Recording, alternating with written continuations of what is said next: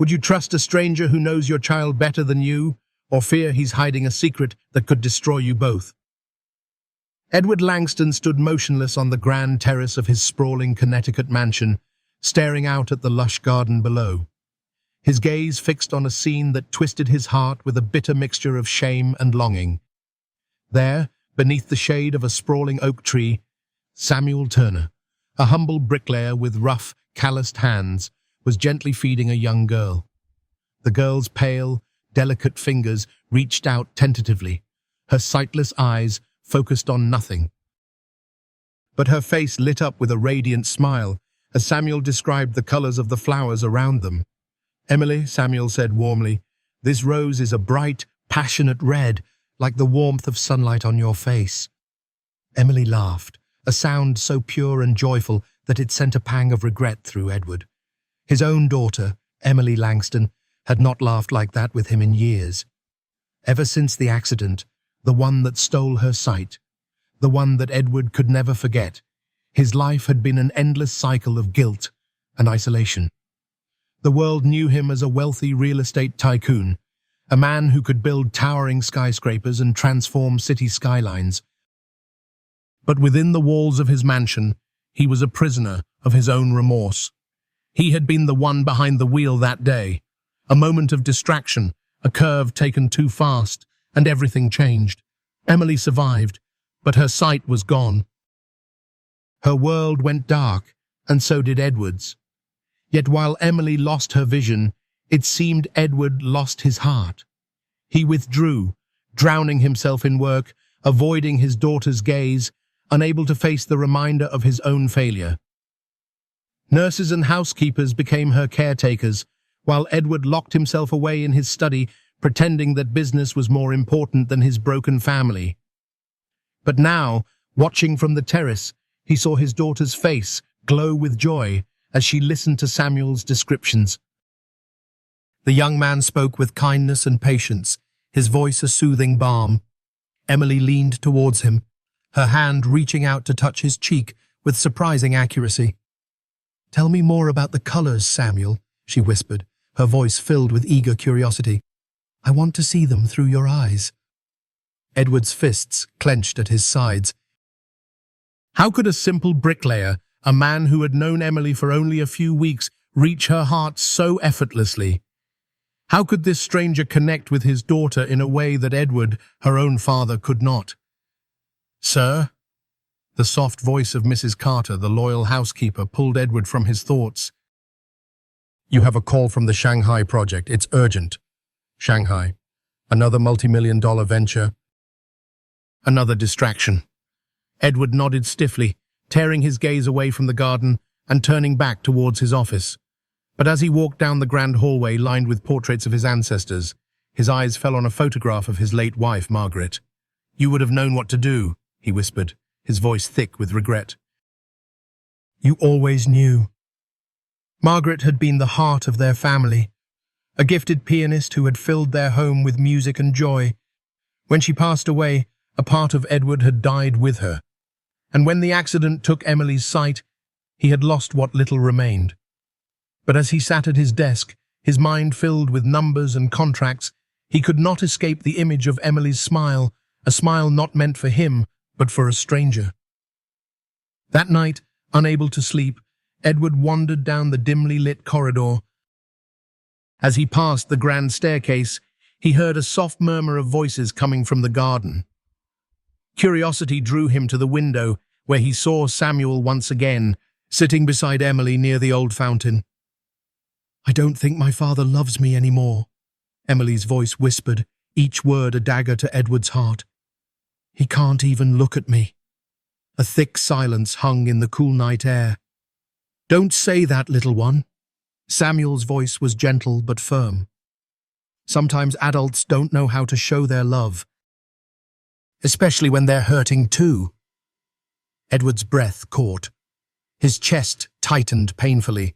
He had thought he was the only one suffering. He had convinced himself that staying away was protecting Emily from his own weakness. But as he listened to his daughter pour out her feelings to a stranger, he realized the truth. He wasn't protecting her. He was abandoning her. And somewhere in the darkness, Edward Langston's heart began to ache with something he hadn't felt in years, a desperate longing to be her father again. In the days that followed, Edward Langston found it impossible to escape the image of his daughter, Emily, laughing in the garden with Samuel Turner. It was a sound he hadn't heard in years, pure, joyful, and untouched by sorrow. But it wasn't meant for him. It was meant for a stranger.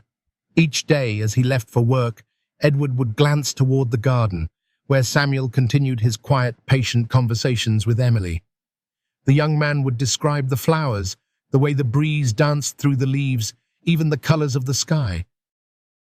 To Emily, these descriptions were a lifeline, painting a world she could no longer see, but for Edward, they were a painful reminder of his own failure. He was her father.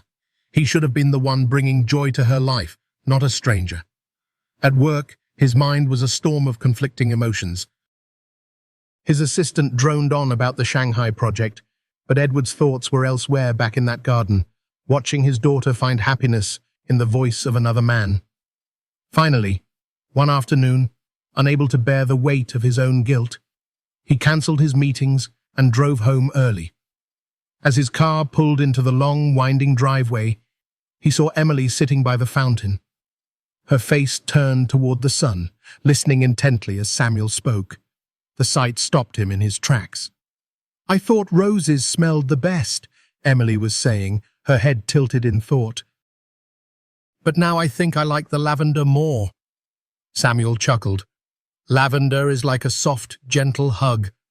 Roses are like a bold kiss." Emily giggled, and Edward's chest tightened. He had never thought of describing flowers like that. He had never thought of describing anything like that. Suddenly, Emily's face lit up.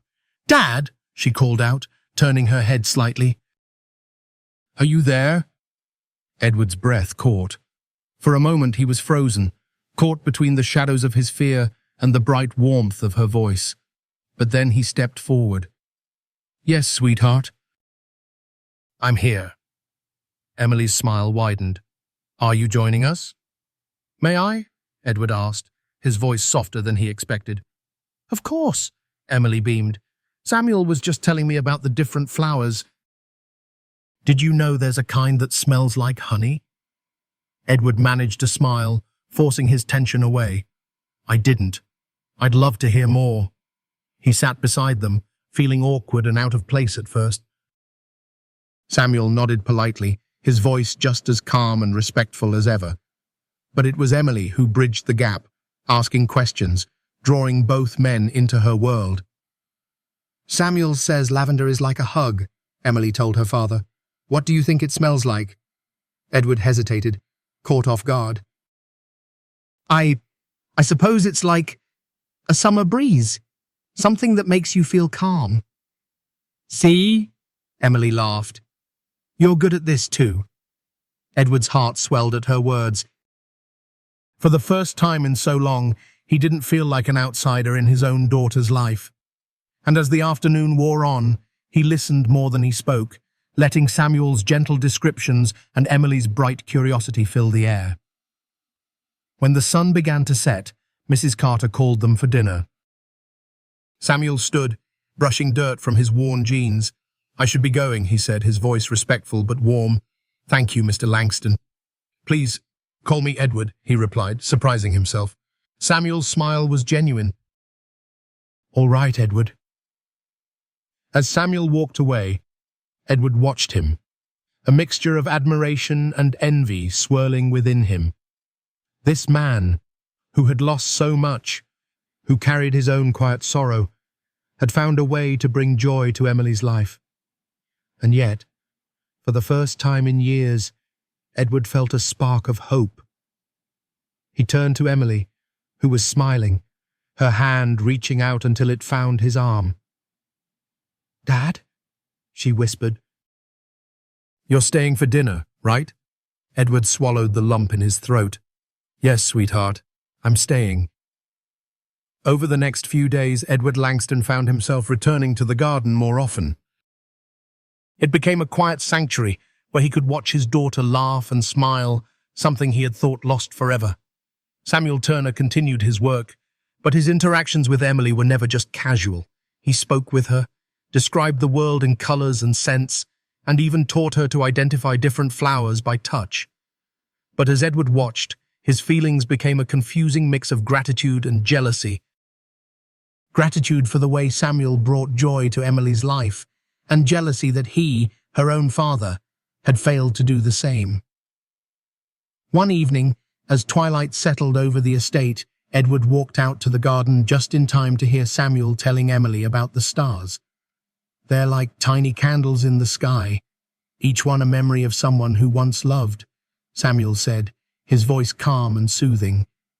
"Did you lose someone you loved?" Emily asked, her voice soft, almost hesitant.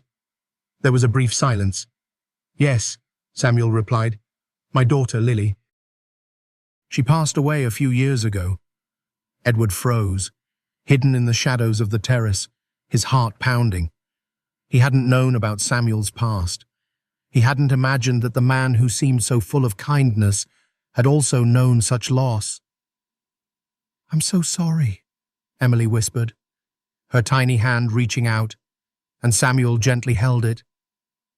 "It's all right, little one," Samuel assured her. "Lily taught me something important.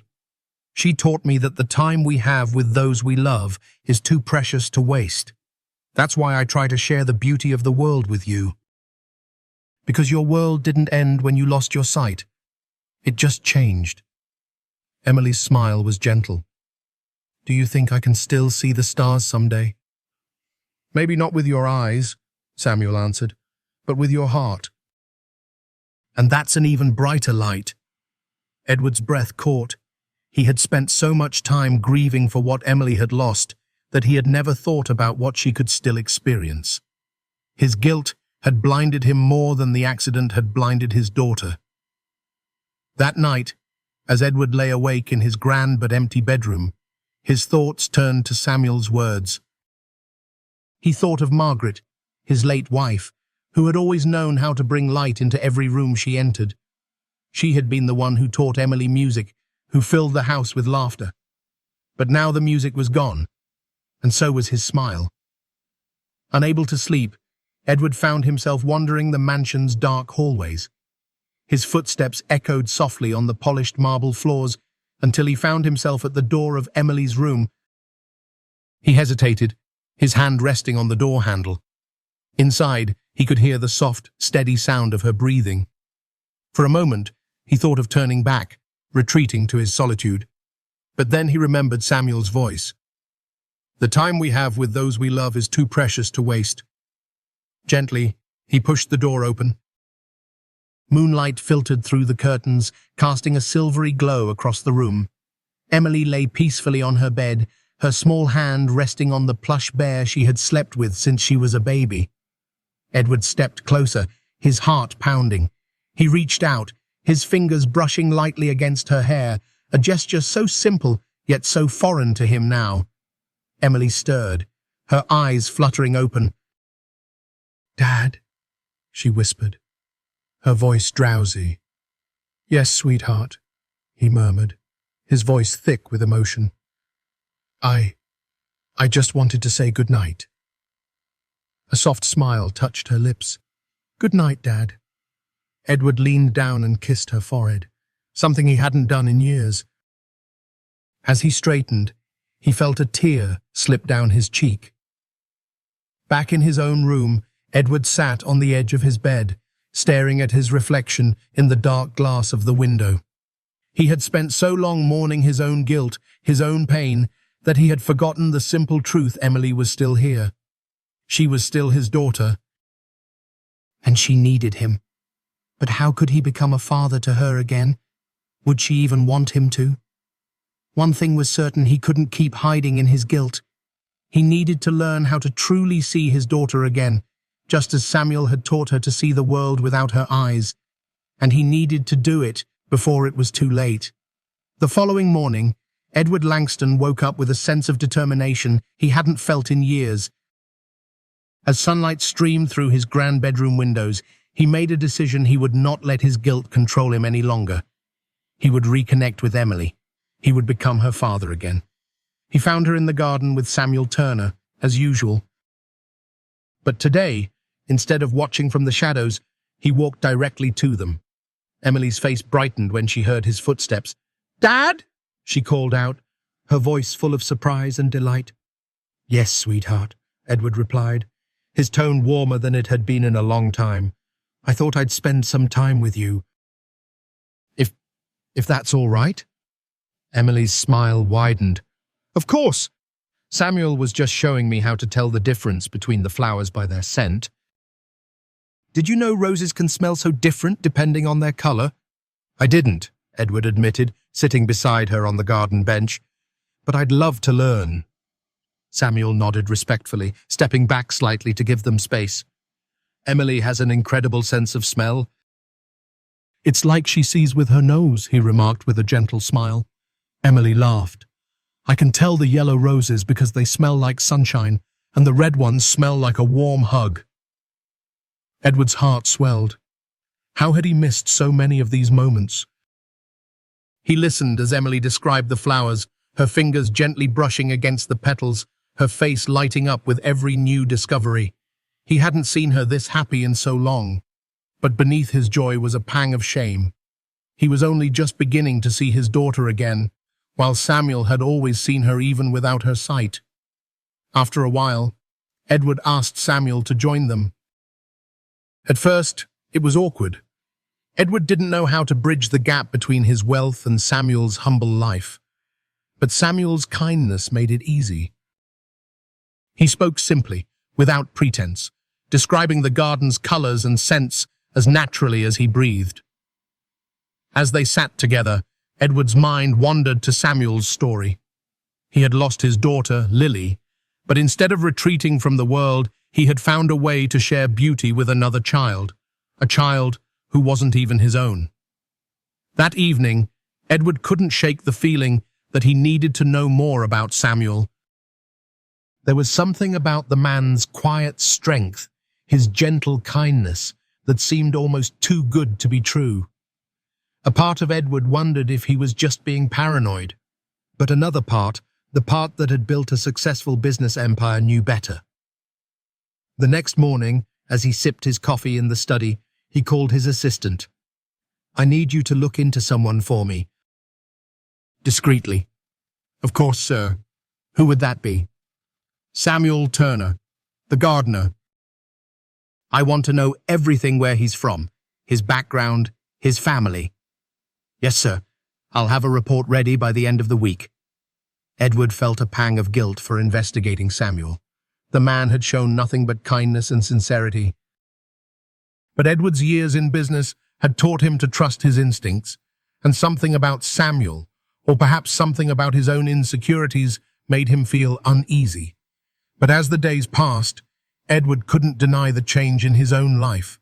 He began spending more time with Emily in the garden, learning the scents of the flowers, listening to her laugh.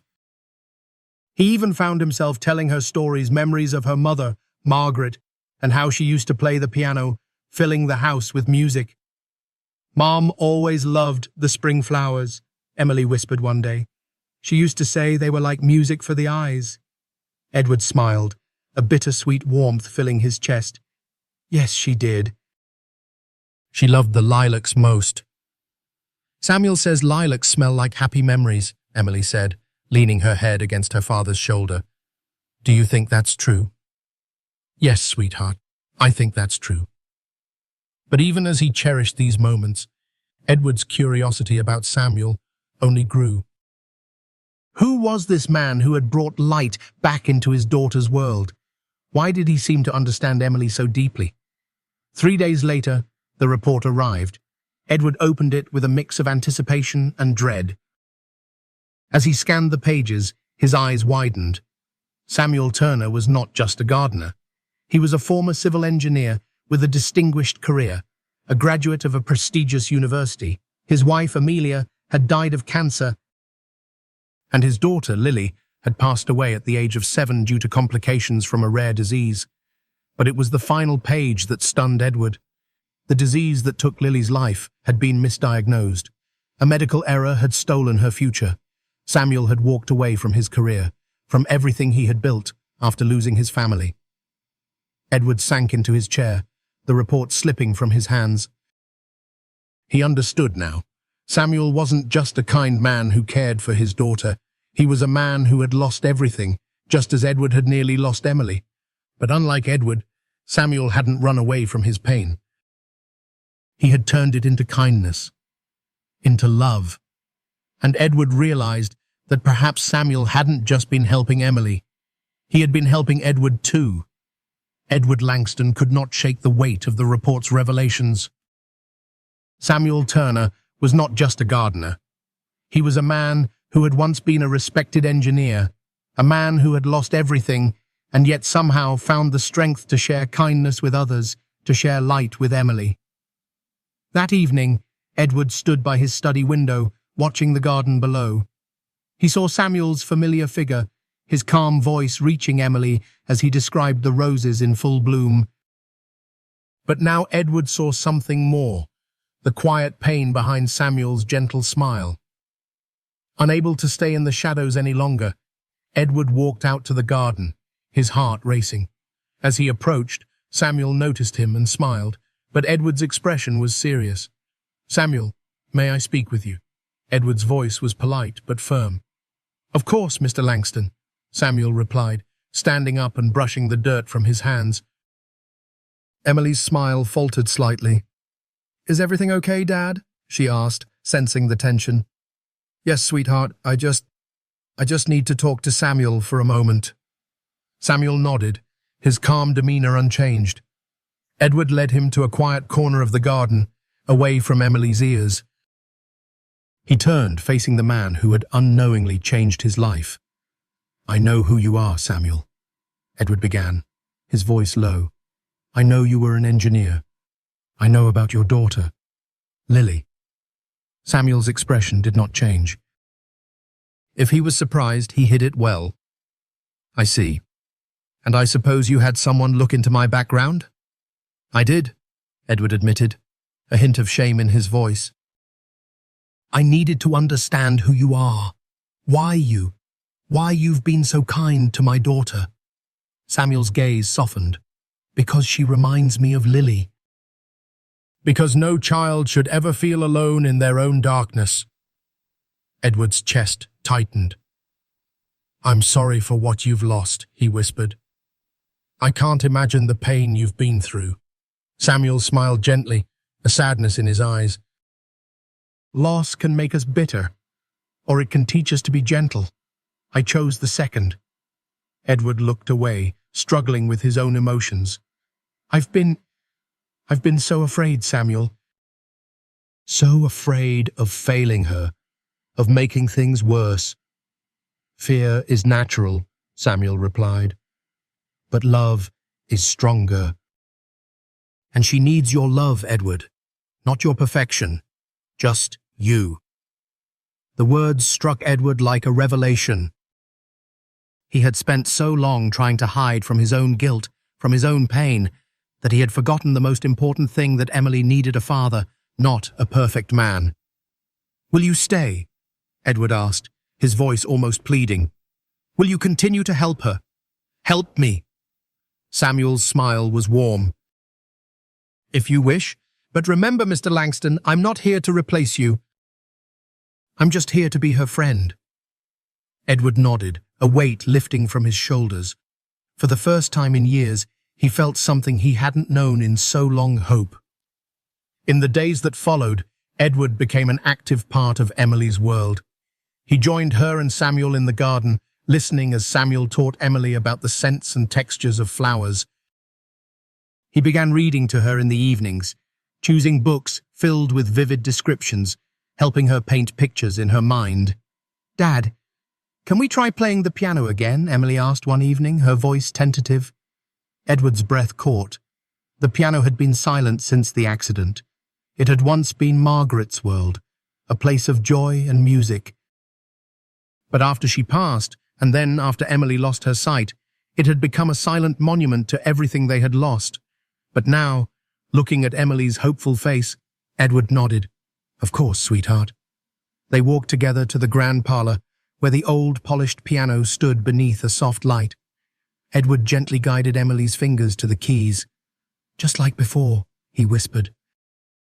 "One key at a time." Emily's fingers pressed the keys, a soft, tentative melody filling the room. Edward felt a lump rise in his throat. It was imperfect, hesitant, but it was music. It was life. And as the notes danced in the air, Edward felt his own heart begin to heal. But in the shadows of his joy, a new fear stirred. He had found his way back to Emily. But what if something or someone tried to take her away? And what was Samuel's true connection to all of this? The man seemed almost too perfect, too patient, too kind. Was there something Edward was still missing? Edward Langston's fear turned into curiosity, and that curiosity became an obsession. Even though he had come to appreciate Samuel Turner's kindness and wisdom, a lingering doubt gnawed at him. Why was this man who had lost everything so determined to help Emily? And was there something more to his connection with her? Unable to silence the questions in his mind, Edward did something he hadn't done in years. He turned to his private investigator, a man named Henry Collins, who had handled Edward's most discreet matters in the past. "I want you to look into Samuel Turner again," Edward instructed over the phone, his voice calm but firm. "Not just his work history or his family. I want to know if there's any reason he would have targeted me or my daughter." "Of course, Mr. Langston," Henry replied. "I'll keep this confidential." But even as he gave the order, Edward felt a pang of guilt. Was he betraying the only man who had brought joy to Emily's life? Was he letting his own fears destroy something beautiful? But as days passed, those fears only grew. He watched Samuel and Emily together in the garden, their laughter like music, and instead of feeling comforted, he felt threatened. Then one morning, a package arrived at Edward's office. A plain brown envelope with no return address. Inside was a set of documents, medical records, financial transactions, and a letter written in a neat, precise hand. "Mr. Langston, you need to know the truth about the doctor who treated your daughter. Dr. Collins has a history of misdiagnosing patients, particularly children. Your daughter's blindness may not be irreversible. Seek a second opinion." Edward's blood ran cold. Dr. Collins was the neurologist who had declared Emily's condition permanent. He had trusted the man's expertise, accepted his words without question. But what if those words were a lie? His hands trembled as he flipped through the documents. Among them were reports of other children who had been misdiagnosed by Dr. Collins. Some had been subjected to unnecessary treatments, others had lost their lives due to delayed care. And then there was a name that leapt out at him: Lily Turner. Edward's heart raced. Lily, Samuel's daughter. She hadn't died of leukemia. She had been misdiagnosed. Dr. Collins had declared her condition terminal when it wasn't, and she had died because of it. A dark suspicion began to form in Edward's mind. Samuel Turner hadn't come to his estate by chance. He hadn't connected with Emily by coincidence. He was here because of Dr. Collins, because of what had happened to his own daughter. Had Samuel approached Emily as part of some plan? Was he seeking revenge? Or was he trying to protect her from the same fate as Lily? That evening, Edward's thoughts were a storm. He tried to focus on his work, but the words blurred before his eyes. He tried to talk to Emily, but his voice was strained, and she sensed his unease. "Dad, is everything okay?" she asked, her tiny hand resting on his arm. "Yes, sweetheart," he lied, forcing a smile. "I just have a lot on my mind." But inside, he was unraveling. How much did he really know about Samuel? Was the man a friend, a savior, or a threat? Unable to stand the doubt any longer, Edward waited until late that night. After Emily had gone to bed, he walked out to the garden, where he found Samuel sitting alone by the fountain, gazing at the stars. "Samuel," Edward called, his voice sharp and urgent. The man turned, his calm demeanor unchanged. "Mr. Langston." "Couldn't sleep?" No, I couldn't, Edward admitted, stepping closer. Tell me the truth, Samuel. Why are you here? Why did you come to my home? Was it because of Emily? Or was it because of Dr. Collins? Samuel's expression shifted, a shadow passing over his face. But then he stood, facing Edward directly. You found out about Lily, Samuel said quietly. Yes, I know she was misdiagnosed. I know Dr. Collins lied, and now you're here, close to my daughter. Are you using her? Samuel's eyes flashed with a mix of pain and anger. Using her? No, Edward. I'm protecting her. Protecting her? Edward's voice rose. From what? From me? From Dr. Collins! Samuel's voice was fierce, his calm shattered. Your daughter is his victim, just like Lily was. The only difference is, she still has a chance. Edward staggered back, his mind spinning. What are you saying? I'm saying your daughter's blindness may not be permanent. Collins lied to you, just as he lied to me.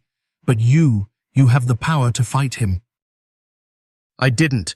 I was just a father with a sick child. The truth crashed over Edward like a wave. He had trusted Dr. Collins. He had given up hope without even questioning. And now, because of Samuel, he saw how wrong he had been. Why didn't you tell me? Edward whispered, his voice breaking. Would you have believed me? Samuel asked, his voice softer now. You barely trusted me as it was. But I hoped you would see the truth for yourself. Edward's knees felt weak. Then help me. Help me save her. Samuel's expression softened. I never stopped helping her, Edward, but now you can help too. The morning light filtered through the curtains of Edward's study, but he didn't notice. He hadn't slept. His mind was a whirlwind of fear, anger, and desperation. Dr. Collins, the man he had trusted with his daughter's care, was a fraud, a criminal who had condemned Emily to darkness. But now he had something he hadn't had in years, a sense of purpose. Edward picked up the phone, his fingers trembling only slightly. Henry, I need everything you can find on Dr. Collins. Medical records, financial transactions, lawsuits, settlements, anything and everything. Understood, sir. I'll get my team on it right away. Hanging up, Edward's gaze fell to the garden where Emily's laughter echoed, her voice mingling with Samuel's steady, calming tone. But now, knowing what he knew, that laughter felt like a fragile thread, one that could be cut at any moment. By afternoon, Henry Collins called back. Sir, we've already found something concerning. Dr. Collins has been quietly transferred between several hospitals over the past decade. Each time, he left just before serious complaints were filed. Complaints? Edward's voice was tight. Yes. Allegations of misdiagnosis, improper treatments, and even experimental procedures on children without parental consent. But they were all buried confidentiality agreements, out-of-court settlements. Edward's chest tightened. And what about Lily Turner? Her case is part of the pattern. Misdiagnosed, subjected to unnecessary treatments, and when the truth became apparent, the hospital offered a financial settlement to Samuel Turner. A settlement? Edward's voice was sharp. But he never took it. No, sir. He refused, and that's when he lost everything. Edward felt a wave of nausea. Samuel had been telling the truth all along. He had been fighting for his daughter, and when he refused to stay silent, they had destroyed him. Keep digging, Henry. I want a complete report. I want to know who has been protecting Dr. Collins. Of course, sir. As he ended the call, Edward's gaze returned to the garden. Samuel was helping Emily identify different leaves by touch, his voice patient and warm. A part of Edward wanted to storm out there to confront Samuel with everything he had learned. But another part, the part that now understood the depth of Samuel's pain, held him back. Instead, Edward made another call, this time to Dr. Olivia Harper, the neurologist he had once consulted before accepting Dr. Collins' diagnosis. "Dr. Harper, it's Edward Langston. I need your help. It's about my daughter. And Dr. Collins." There was a brief pause on the line. "Edward, what's wrong?" "I think Emily's blindness may not be permanent, and I believe Dr. Collins has been lying to us." Another pause, this time longer.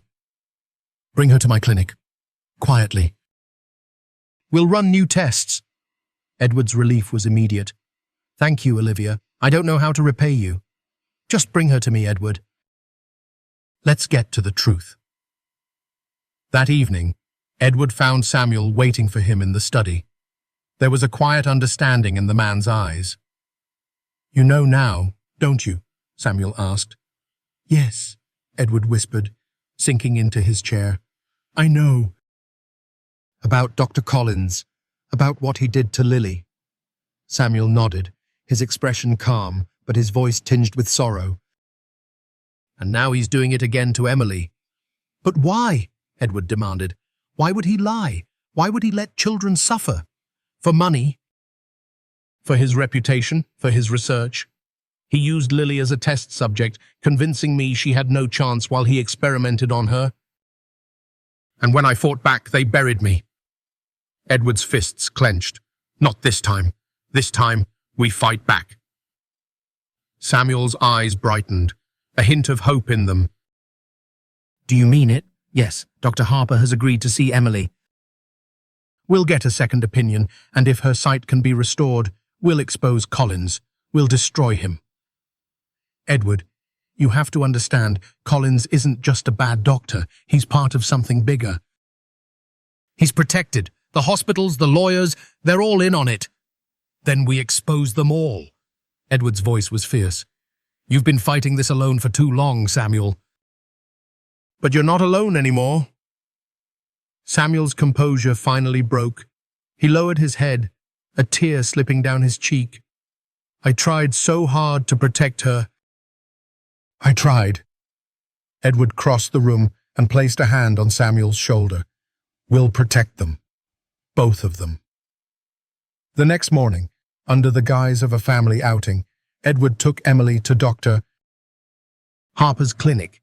The examination was thorough, with Dr. Harper performing a series of advanced scans and tests while Edward waited outside, his heart pounding.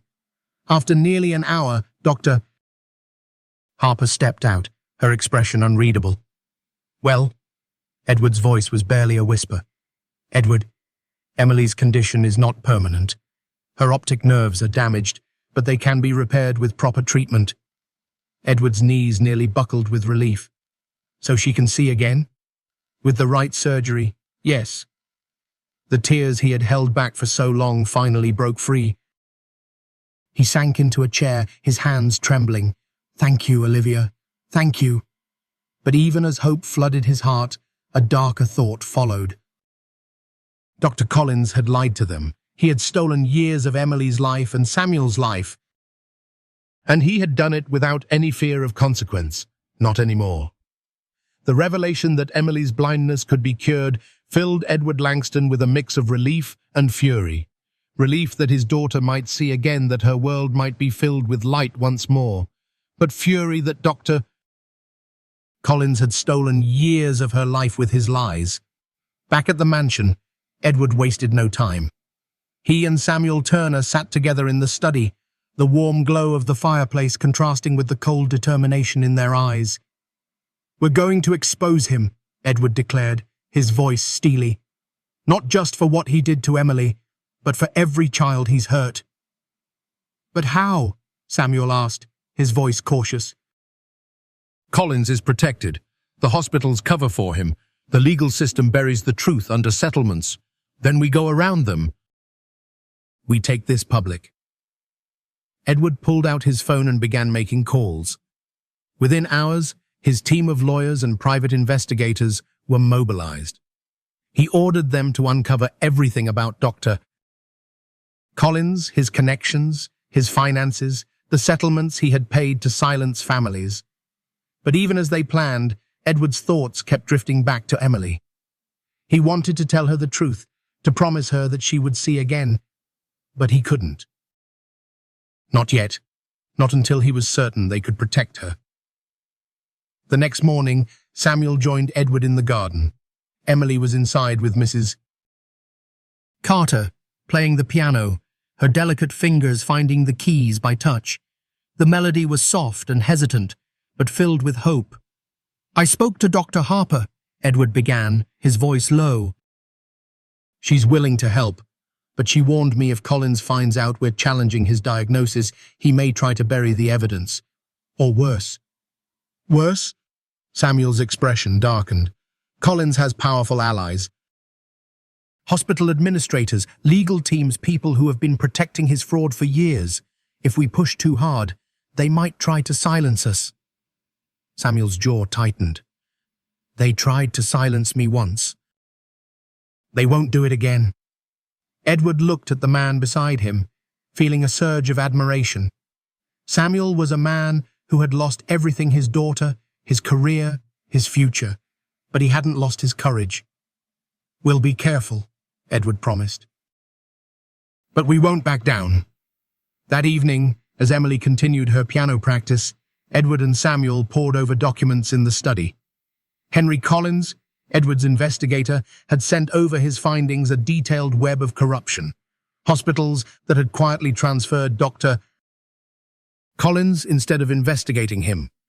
Law firms that had settled with families to keep their complaints hidden.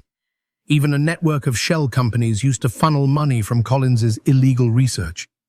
"This is bigger than I thought," Edward murmured, his fingers tracing the lines of transactions on the printed pages. "It always is," Samuel replied. "Evil doesn't work alone. It hides in shadows, protected by those who profit from it." As they continued, Mrs. Carter entered, her expression worried. "Sir, there's a phone call for you. A man claiming to be Dr. Collins." Edward's heart raced. "Put it through." Seconds later, the phone on his desk buzzed. Edward picked it up, his voice calm but cold. "This is Edward Langston." "Mr. Langston," came a smooth, confident voice.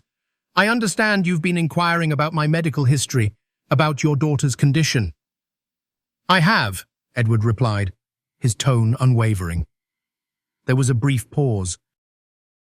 "I assure you my diagnosis is accurate. Your daughter's condition is irreversible. Pursuing false hope will only cause her pain." "False hope?" Edward's anger simmered beneath his calm tone. "Or the truth you've been hiding?" "Be careful, Mr. Langston," Dr. Collins warned, his voice growing colder. "You don't understand the consequences of crossing me." "Is that a threat?" Edward's voice was a steel blade. "A warning. You're a businessman. You know how dangerous false accusations can be." "False?" Edward leaned forward, his grip tightening on the phone. "I have evidence, Dr. Collins. Evidence of your lies. Your false diagnoses. Your greed." Another silence, but this one was heavier. "Walk away, Langston. Enjoy your wealth. Don't sacrifice it for a hopeless fight." Edward's voice was ice. "I would give up every dollar I own to save my daughter. But this isn't just about her. It's about every child you've hurt. And I promise you, Dr. Collins, you will be exposed." The line went dead. Edward set the phone down, his hands shaking with rage. But even in his fury, he felt something else resolve. This man, this monster, had taken so much from him. From Samuel, from dozens of families, but now they would take everything from him. Edward turned to Samuel. "We go public. Press, social media, everything. We expose him." Samuel's eyes hardened with determination. "Let's bring him down." The next morning, Edward Langston wasted no time. He called his legal team, his public relations advisors, and even a few trusted journalists he had known for years. This was no longer just about Emily. This was about exposing Dr. Collins and ensuring he could never harm another child again. But as Edward moved with fierce determination, Samuel Turner felt a familiar fear creeping in. He remembered how powerful men like Dr. Collins protected themselves. He remembered how they had buried the truth about Lily, how they had crushed his life without a second thought. "Are you sure this is the right way, Edward?" Samuel asked, watching the millionaire pace his study. "It's the only way," Edward insisted, slamming his fist against the polished desk. "I won't let him hide behind his connections, not anymore." "But he's dangerous," Samuel warned. "If he knows we're going public, he'll fight back." "He'll lie, he'll smear our names, and he has the resources to do it." "I have resources too," Edward shot back, "and I won't back down." But even as he spoke, a part of him wondered if Samuel was right. Was he underestimating the power of Dr. Collins and his allies? Later that day, as they prepared their evidence, Mrs. Carter appeared at the door, her expression anxious. "Sir, there's someone at the gate, a man claiming to be a lawyer representing Dr. Collins." Edward's jaw tightened. "Let him in, but have security stand by." Minutes later, a tall, well-dressed man entered the study, his expression smug. "Mr. Langston, my name is Charles Braxton. I represent Dr. Collins." "I know who you are," Edward replied coldly. "And I know why you're here." "Good," Braxton smiled. "Then you know that my client is deeply concerned about the false accusations you seem determined to spread. He wants this resolved quietly, without damaging your reputation." "Without damaging my reputation?" Edward's voice was sharp. "Your client is a fraud. He has harmed children. He stole years of my daughter's life." "That's a strong accusation," Braxton replied smoothly. "One that could easily lead to a costly defamation lawsuit. Do you really want that, Mr. Langston?" Edward leaned forward, his gaze like ice. "I want the truth." "Then the truth is this," Braxton continued, his tone condescending. "Your daughter's condition is irreversible. Dr. Collins made that clear. Your desperate search for hope doesn't change medical facts. I have a second opinion, a real one. And I have evidence of his false diagnoses." Braxton's smile faltered, but only for a moment. "Even if you did, do you have any idea what you're up against? The hospitals, the legal teams, the investors who protect him? They will bury you." "They tried that with me." Samuel's voice cut in, calm but strong. He stepped forward, facing Braxton. "And they failed." "They will fail again." Braxton's gaze shifted, his smile gone. "Mr. Turner, your situation is unfortunate. But you have no credibility. You're a man who lost everything, who would say anything for money." Samuel's fists clenched, but Edward placed a calming hand on his shoulder. "You're wrong," Edward said, his voice steady. "Samuel Turner is the only reason I know the truth, and together we will expose your client."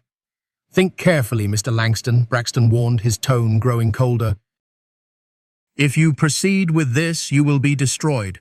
Your company, your reputation, even your daughter's safety. Is that a risk you're willing to take?" Edward didn't hesitate. "Get out!" Braxton's smirk returned. "You're making a mistake, and you'll regret it." When the lawyer had left, Edward turned to Samuel, his expression fierce. "We can't back down. If we do, he wins."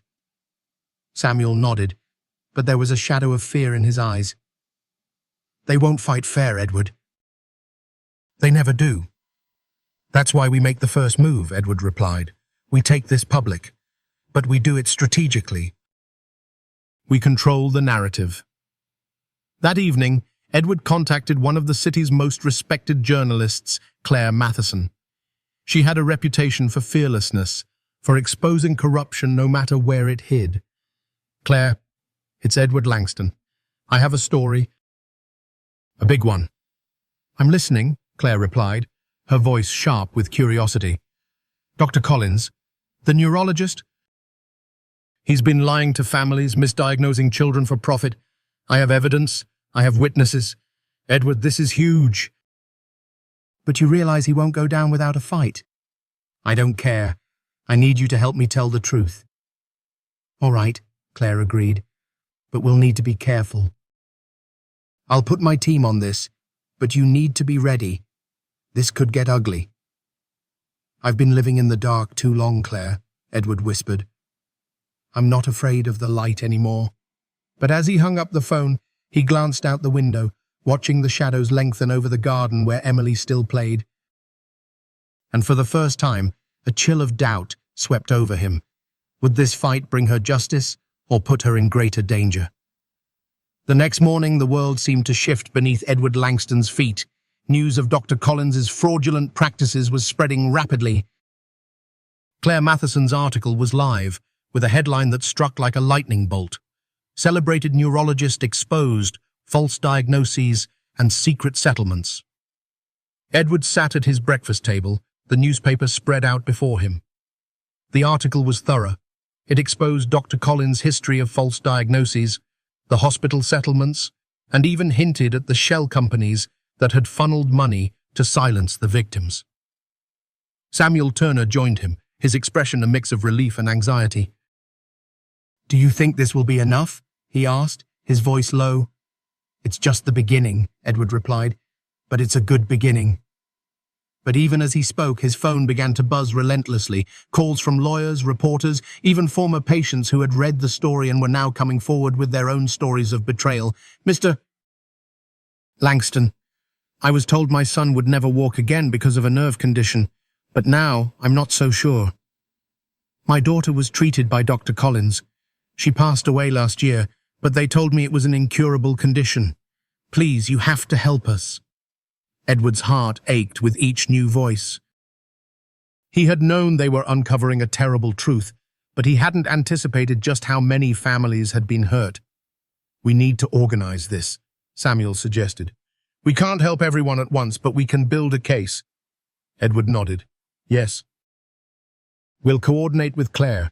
If we gather enough testimonies, even his most powerful allies won't be able to protect him. But their momentum came with a price. That afternoon, as Edward was preparing a list of potential witnesses, Mrs. Carter rushed into the study, her face pale with fear. Sir, you need to see this.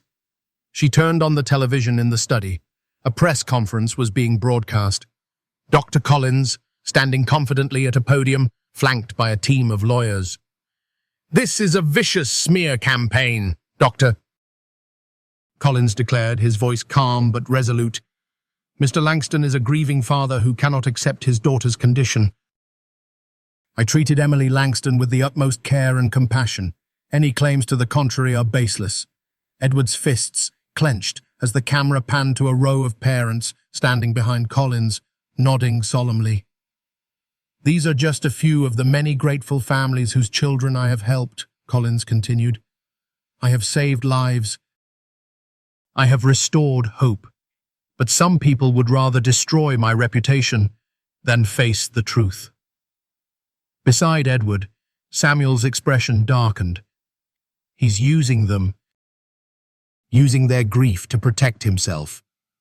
I won't let him get away with this, Edward growled. He's trying to turn this into a battle of sympathy. He's counting on the fact that we'll look like bitter, desperate parents, Samuel added. He thinks he can bury us with his lies. But Edward was already thinking ahead. We need to bring the other families together, the ones who know the truth. We'll stand together. He immediately called Claire. We need a follow-up, a press conference, but this time with the real victims. I was hoping you'd say that, Claire replied. I've already been contacted by several families. They want to speak out. By evening, the mansion was bustling with activity. Parents arrived, some carrying photographs of their lost children, others clutching medical records. Samuel moved among them, offering comfort, his quiet strength a source of calm in the storm. Thank you for coming, Edward greeted each of them.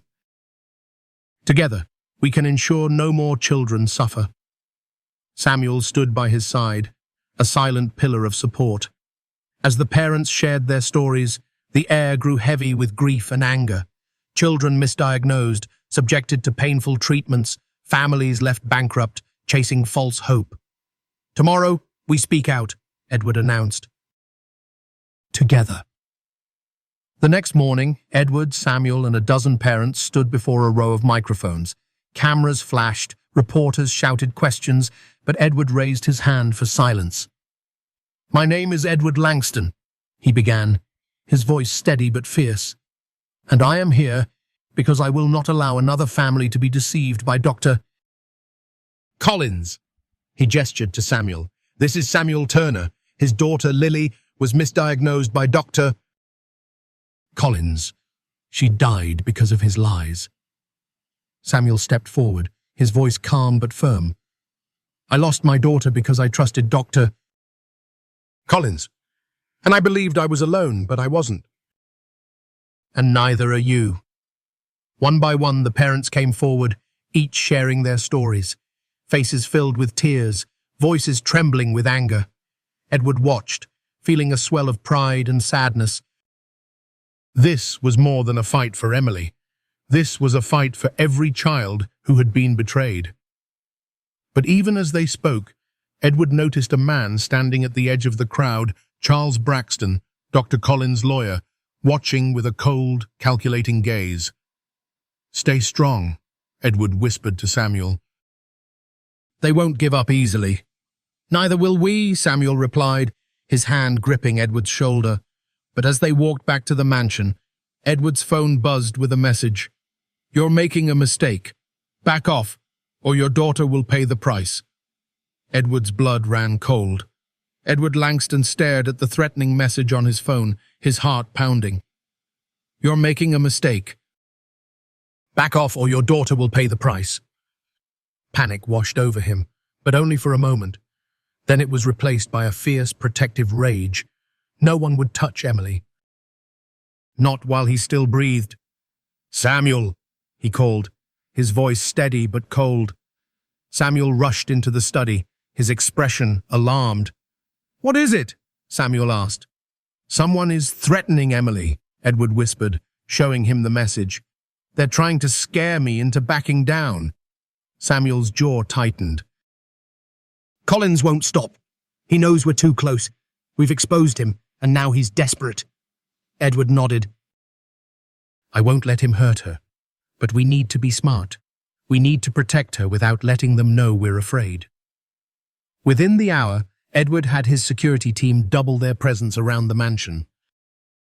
He instructed Mrs. Carter and the other staff to keep a close watch on Emily at all times, but he didn't tell Emily about the threat. She didn't need that fear. That night, as she sat at the piano, her delicate fingers dancing over the keys, Edward watched her with a mix of love and fear. She looked so peaceful, so innocent. She didn't know that her world was caught in the middle of a battle between truth and deception. But Edward knew he couldn't protect her with just guards. He needed to end this once and for all. "Samuel, we need to move faster," Edward whispered as they sat together in the study, their faces illuminated by the soft glow of the desk lamp. "If we give them time, they'll find a way to silence us." Samuel nodded. "Claire is already preparing a follow-up story. More families are willing to speak out." "That's good," Edward agreed. "But it's not enough. We need irrefutable evidence, something they can't deny." "What about Dr. Harper?" Samuel asked. "Her diagnosis proved that Emily's blindness could be treated. If she's willing to speak publicly." "She's willing," Edward confirmed. "But we need more. We need to prove that Collins knowingly lied, that he manipulated records." "Then we go after his files," Samuel suggested. "His private records, the ones he never expected anyone to see." Edward's eyes narrowed. "You're right. And I know exactly how to get them." The next morning, Edward visited his company's cybersecurity division. He didn't tell them the full story, but he gave them a task to access Dr. Collins' private server, to find his confidential files, his emails, anything that would expose his corruption. Hours later, Edward's phone buzzed. "Sir, we found something," the lead analyst whispered. "But it's dangerous." Dangerous how? Collins has been selling patient data, medical records, genetic profiles, even experimental treatments to pharmaceutical companies. He's using children as test subjects. Edward's blood ran cold. And you have proof? Everything. But there's more. He's tied to a network of investors, including high-profile executives, politicians, even hospital administrators. They've all been profiting from his schemes. Edward's hands trembled, but he forced himself to stay calm. Send me everything. Securely. When the documents arrived, Edward and Samuel pored over them in the study. They saw the payments, the false diagnoses, the settlements used to silence families. And they saw the names, powerful names, who had protected Collins. This isn't just about Collins, Samuel whispered. It's an entire network. But we have them now, Edward declared, his voice fierce. We take this to the authorities. We bring them all down. But even as they planned, Edward's phone buzzed again. This time, it was Claire Matheson. Edward, we have a problem, she said, her voice tense. A counter-story has just been published. It claims you and Samuel are exploiting grieving families, using them to attack Dr. Collins for money. Edward felt a chill race down his spine. That's a lie. I know, but it's spreading fast. They've even dug up Samuel's past, how he lost everything, how he was accused of being unstable after Lily's death. Samuel's face paled, but he stayed silent. They're trying to discredit us, Edward whispered, to make us look like villains. And it's working, Claire admitted. The comments are filled with people calling you both liars, saying you're exploiting Emily's condition. Edward's fists clenched. We need to fight back, release the files, everything. Are you sure? Claire asked. If we do this, there's no going back. I'm sure, Edward whispered. We expose them. All of them. Within hours, Claire's team released a follow-up story. It was brutal, filled with irrefutable evidence, Collins's secret files, the payments, the settlements, and the powerful names who had protected him. But the backlash was immediate. Collins's allies fought back with their own media campaign, portraying him as a respected doctor under attack by desperate, bitter parents. Edward's phone didn't stop ringing messages of support, threats, even offers to settle in exchange for silence. But he ignored them all. We're too close, Samuel, Edward whispered. They're scared, and that means we're winning. But even as he spoke, a cold feeling settled over him. They were winning. But at what cost? The storm that Edward Langston had unleashed showed no signs of calming. The scandal surrounding Dr. Collins was now a national story. News channels debated the accusations, lawyers argued over the ethics of medical confidentiality, and social media erupted with the stories of betrayed families. But for Edward, the real battle was much closer to home. Emily had begun to notice the tension. Her father was always on his phone, his voice sharp, his words urgent. Even Samuel seemed more serious, his gentle voice replaced by a quiet intensity. Dad? She asked one evening, her small hand reaching out to find his. Is everything okay? Yes, sweetheart, Edward whispered, squeezing her hand. I'm just trying to fix something. Did I do something wrong? She asked, her voice trembling. The question broke Edward's heart. He knelt beside her, his voice thick with emotion. No, Emily. You did nothing wrong. You are the best thing that ever happened to me. Emily smiled, but there was still uncertainty in her sightless eyes. Edward kissed her forehead, vowing to protect her no matter what. But outside their home, the backlash was growing. Edward and Samuel were being portrayed as opportunists, men exploiting grief for revenge. Anonymous threats flooded Edward's inbox. Some accused him of fabricating the entire story, others threatened his family directly. Don't read them, Samuel advised, but his own eyes were filled with fear. They want to scare you. They want you to give up. I won't, Edward replied. But I won't let them hurt Emily either. Then, One rainy evening, a black SUV pulled up outside the mansion. Security intercepted the man who stepped out, but when Edward saw him through the window, he felt a surge of recognition. It was Charles Braxton, Dr. Collins's lawyer. Edward stepped outside, rain drizzling around him, his expression cold. "You're not welcome here." Braxton smiled, undeterred. "I thought you might say that, but I'm not here to fight. I'm here to talk. I have nothing to say to you. Perhaps, but I have something you'll want to hear." Edward hesitated, then nodded for Braxton to speak. "My client is prepared to settle this matter privately," Braxton began, his voice smooth. "He acknowledges that mistakes were made, and he is willing to compensate you and Mr. Turner generously." "Compensate?" Edward's voice was a hiss. "Your client lied to me. He condemned my daughter to darkness." "He destroyed Samuel's life. Money can't change the past," Braxton continued, "but it can protect your future. $100 million tax-free and a legally binding agreement that you will never speak of this again." Edward laughed, a cold, bitter sound. "So that's it? Silence the victims with money?" "No, Mr. Langston," Braxton replied, his smile fading. "Protect your family. You've seen the threats. You've seen the chaos this has caused. Do you really want this to continue?" "I want justice." "Justice is an illusion," Braxton whispered. "Power is real, and right now you have a choice: accept this settlement and protect your daughter, or continue your crusade and risk everything." Edward's jaw tightened. "Get off my property." "Think about it," Braxton called as he retreated to his SUV. "Don't let your pride destroy you." When the car disappeared down the rain-slicked driveway, Edward stood there, rain soaking his clothes, his mind racing. Braxton's offer was a trap, a way to bury the truth, to protect Collins and his allies.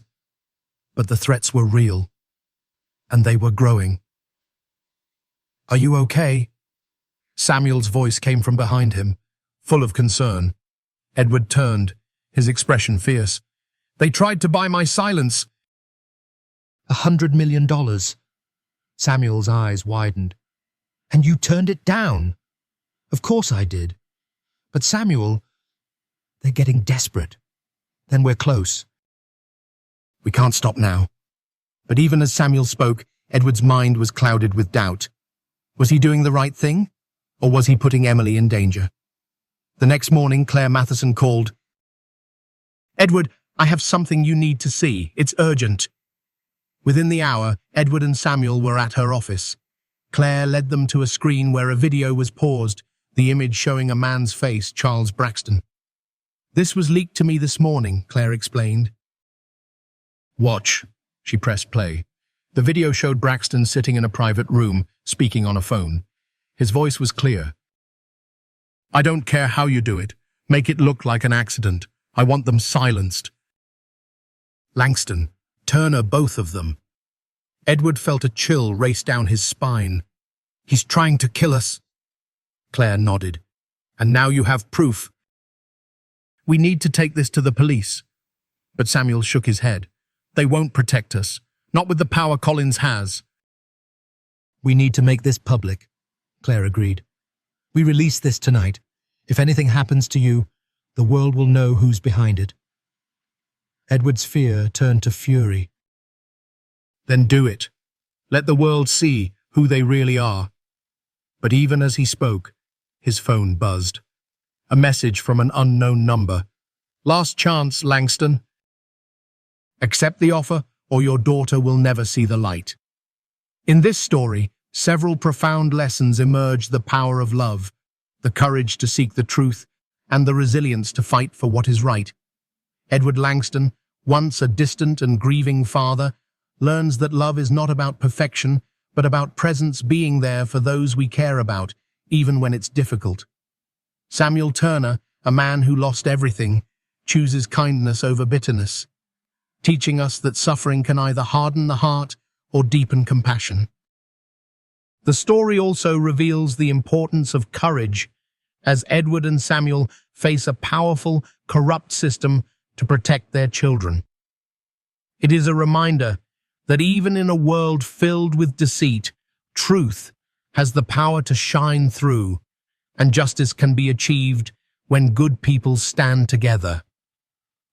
For those in their later years, this story speaks to the enduring value of integrity, the possibility of redemption, and the undeniable strength of a parent's love. No matter how dark the journey, the light of truth will always find a way,